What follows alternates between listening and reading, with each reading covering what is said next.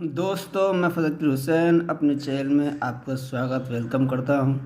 आज मैं आपके सामने पेश कर रहा हूं AIPMT मेडिकल प्रवेश परीक्षा 2011 का मेंस के बायोलॉजी पोर्शन की आंसर की। इससे पहले AIPMT की स्क्रीनिंग मेडिकल प्रवेश परीक्षा के बायोलॉजी पोर्शन की आंसर की पेश कर चुका हूं। उसमें 200 क्वेश्चन आए थे, 50 फिजिक्स, 50 केमिस्ट्री और 100 बायोलॉजी के। ये मेंस की परीक्षा है। इसमें 30 फिजिक्स, 30 केमिस्ट्री और 60 बायोलॉजी के प्रश्न होंगे। बायोलॉजी पोर्शन का जो पहला प्रश्न है वो देखते हैं। गैमिट इंट्राफैलोपियन ट्रांसफ़र यानी गिफ्ट की तकनीक का सुझाव उन महिलाओं के लिए दिया जाता है। तो ये है गिफ्ट गैमिट इंट्राफैलोपियन ट्रांसफ़र। इस तकनीक के अंतर्गत एक दाता महिला से लिए गए अंड को अन्य स्त्री की फैलोपियन नलिकाओं में स्थानांतरित किया जाता है। यह तकनीक उन महिलाओं के लिए उपयोगी है जो अंड उत्पन्न करने में अक्षम होती हैं। तो ए ऑप्शन इसका सही है। अधिकांश व्यक्तियों के लिए चेतन प्रयास द्वारा श्वसन के संबंध में निम्न में से कौन सी संभावना है? तो यूस्टेकियन नलिका मध्य कर्णगुहा को ग्रसनी से जोड़ती है। तो व्यक्ति नाक एवं मुख दोनों को बंद रखते हुए यूकेस्टियन नलिकाओं द्वारा वायु उच्छ्वसित कर सकता है। तो बी ऑप्शन इसका सही है। बैसिलस थुरिनजेंसिस प्रोटीन के क्रिस्टल बनाता है जिनमें कीटनाशक प्रोटीन होती है। यह विकास की एक विशेष प्रावस्था के दौरान एक अंतःविष प्रोटीन क्रायोप्रोटीन के क्रिस्टल बनाता है। तो ये प्रोटीन कीट को फौरन नहीं मारती बल्कि कीट की मध्यांतर की उपकला कोशिकाओं से बनकर अंततः कीट को मार देती है। तो ए ऑप्शन इसका सही है। निम्नलिखित युग्मों में से कौन सुमेलित नहीं है जबकि अन्य 3 विकल्प सही हैं? तो इनमें ए, सी और डी तो सही है, लेकिन ये जो बी है वो जलीय हासिंथ, ये जो है जलीय हासिंथ यानी जलकुंभी तथा जलीय लेट्यूस दोनों ही भूस्तारिका के उदाहरण हैं। ऊपरी भूस्तारी नहीं है, बल्कि जिससे बी ऑप्शन हमारा सही है। निम्नलिखित चित्रों में से कौन डायंथस में बीजांडन्यास को प्रदर्शित करता है? तो इसमें 4 चित्र दिए गए हैं। तो ये 4 चित्र हैं। जब बीजांड केंद्रीय अक्ष पर उत्पन्न होते हैं तथा पट अनुपस्थित होते हैं तो इस प्रकार के बीजांडन्यास को मुक्त बीजांडन्यास कहते हैं, जैसे डायंथस, प्रिमरोज। तो ये हमारा बी ऑप्शन हमारा सही है। यह है प्रश्न 6। नोटोकार्ड की उपस्थिति के संबंध में निम्न में से कौन सा कथन पूर्णतया असत्य है जबकि अन्य 3 सत्य हैं? तो ये है एसिडियंस में ये केवल लार्वीय पुष्प में उपस्थित होती है, ये सही है। वयस्क मेढक में ये कशेरुक दंड का पुनर्स्थापित हो जाती है, तो ये भी सही है। ये सी जो ऑप्शन है, मनुष्य में ये प्रारंभिक अवस्था से लेकर जीवन पर्यंत तक अनुपस्थित रहती है, ये कथन जो है वो पूर्णतः असत्य है। क्योंकि नोटोकार्ड यानी मेरुदंड एक लचीली छड़नुमा एक संरचना होती है जो सभी पृष्ठवंशियों के भ्रूणों में उपस्थित होती है। मनुष्य में ये कशेरुक दंड बनाती है। तो सी ऑप्शन सही है, क्योंकि ये जो कथन है वो पूर्णतः असत्य है। एम्फीऑक्सस में जीवन पर्यंत उपस्थित रहती है, ये भी सही है। निम्नलिखित में से कौन सा जंतु किसी पारतंत्र में एक ही समय पर एक से अधिक पोषी स्तरों में रखा जा सकता है? तो ये है गौरैया। ये अनाज के दाने खाती है, इसलिए इसे द्वितीय पोषक स्तर पर रखा जाता है। इसके साथ ही ये कीटों का भक्षण भी करती है, इसके कारण मांसाहारी है। और तृतीय पोषी स्तर पर भी रखा जाता है। ए ऑप्शन इसका सही है। जलकिर्मक एवं मरुकिर्मक दोनों से ही होती है। तो जलीय अनुकिर्मण जलीय क्षेत्रों में होता है, मरुकिर्मण शुष्क दशाओं में होता है, परंतु दोनों ही मध्यम जलीय दशाओं के जन्म देते हैं। तो ए ऑप्शन इसका सही है। मनुष्यों में निषेचन के दौरान अंड के समीप अनेक शुक्राणु पहुंचने के पश्चात क्या होता है? एक शुक्राणु के किसी अंडाणु के साथ संलयन की क्रिया को निषेचन कहते हैं। एग्रोसोम का स्राव शुक्राणु को जोना पेल्यूसिडाई तथा प्लाज्मा झिल्ली के अंडाणु के कोशिका द्रव में प्रवेश करने में सहायता करता है। तो ए ऑप्शन इसका सही है। मनुष्य में सामान्य आवर्तन चक्र के दौरान लगभग किस दिन LH का तीव्र स्रावण होता है? आवर्तन चक्र में मध्य में लगभग 14वें दिन ल्यूटिनाइजिंग हार्मोन यानी LH का तीव्र स्रावण होता है। तो ए ऑप्शन इसका सही है। रुधिर वाहिकाओं को स्तरित करने वाली कोशिकाएं संबंधित होती हैं। तो शल्की उपकला ये अनियमित सीमा वाली चपटी कोशिकाओं की एक पतली परत द्वारा निर्मित होती है। ये रुधिर वाहिकाओं की भित्तियों व फेफड़ों के वायु कोशों में पाई जाती है। तो बी ऑप्शन इसका सही है। माइक्रोस्पोरम नामक रोगाणु जो मनुष्यों में दाद नामक रोग उत्पन्न करने हेतु उत्तरदायी है, उसी जगत का है जिस जगत से संबंधित इनमें से कोई एक है। तो वंश माइक्रोस्पोरम ट्राइकोफाइटोन तथा एपिडर्मोफाइटोन से संबंधित अनेक कवक दाद नामक रोग उत्पन्न करने हेतु उत्तरदायी होते हैं। इसमें राइजोपस ये भी कवक जगत का सदस्य है। तो सी ऑप्शन इसका सही है। नीचे दिया गया चित्र माइटोकॉन्ड्रिया की संरचना दर्शाता है, जिसमें 4 भागों को क्रमशः A, B, C, D द्वारा नामांकित किया गया है। इनमें से उस भाग को चुनिए जो नीचे दिए विकल्पों में से अपने कार्य के साथ संबंधित हो। तो ये है माइटोकॉन्ड्रिया की संरचना। इसमें A, B, C, D भाग दिए गए हैं। तो ये B भाग है। ये है माइटोकॉन्ड्रिया की अंतःकला आधात्री की और अनेक अंतर्वर्णों का निर्माण करती है, जिन्हें किस्टी कहा जाता है। तो देखें कौन सा ऑप्शन इसमें सही है। भाग बी अंतःकला किस्टी नामक अंतर्वर्णों का निर्माण करती है। तो बी ऑप्शन इसका सही है। निम्नलिखित कथन को पढ़िए जिसमें 2 रिक्त स्थान ए तथा बी हैं। एक औषधि जो के रोगियों हेतु प्रयोग की जाती है, यानी ए में किसी रोग का नाम आएगा, बी में जीव की एक जाति से प्राप्त हुई। तो उपरोक्त 2 रिक्त स्थानों की पूर्ति के लिए सही विकल्प चुनना है।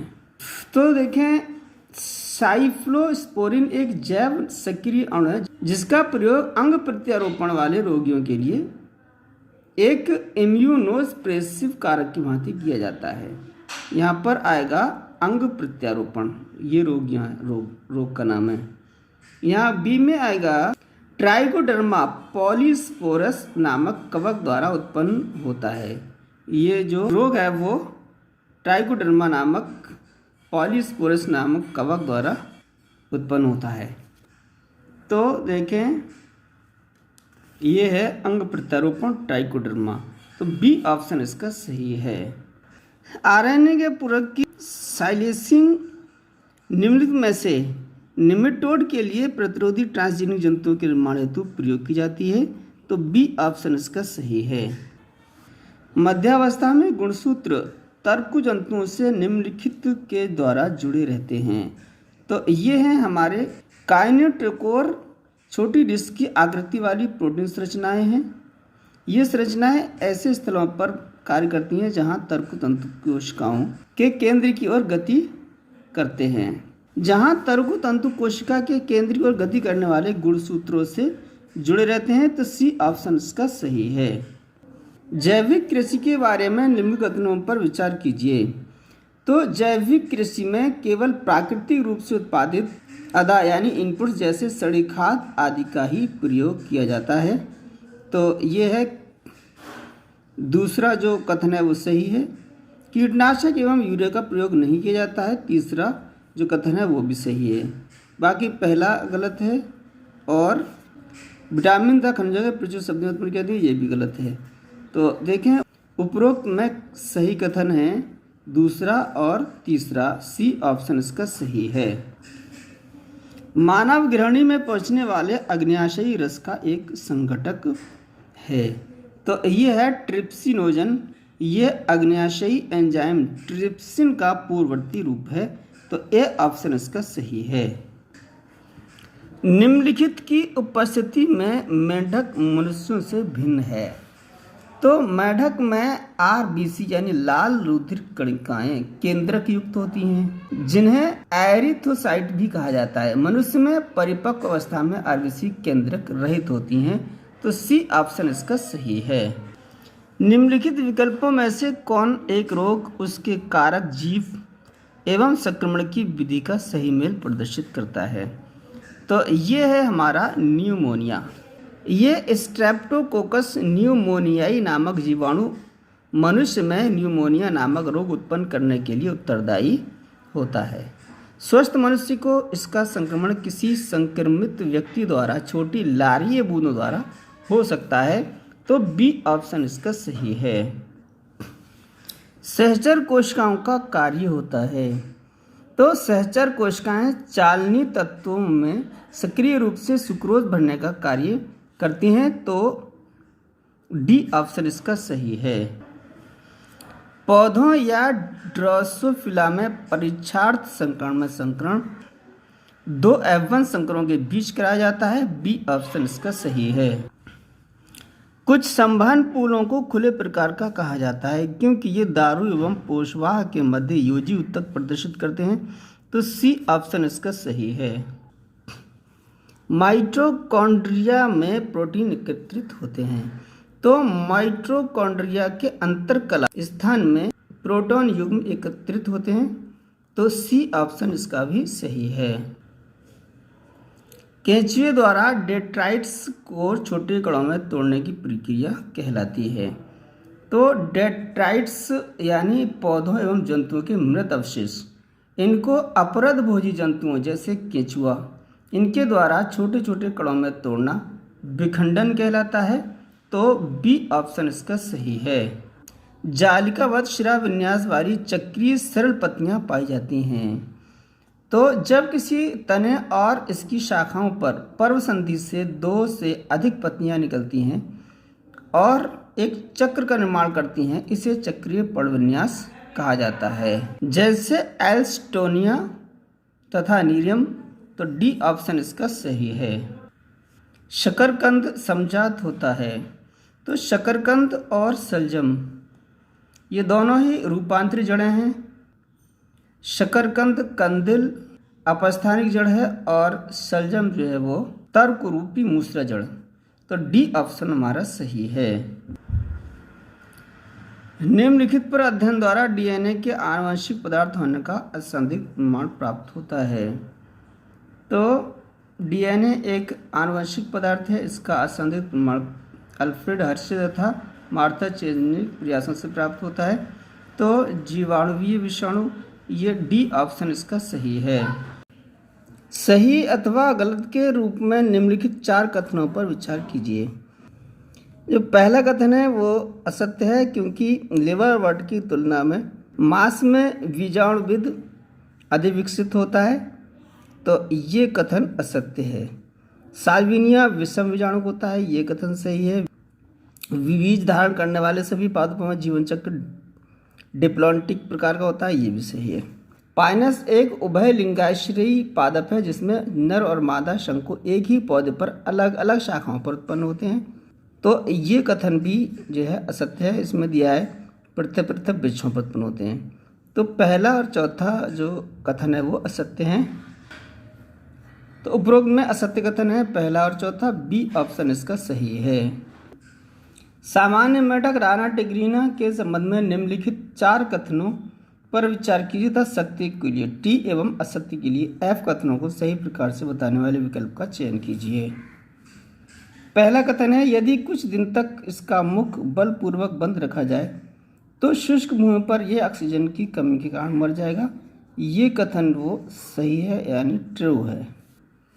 दूसरा कथन है, इसमें 4 कोष्ठी हृदय पाया जाता है। तो ये कथन जो है गलत है क्योंकि मेढक के हृदय में 3 कोष्ठ होते हैं।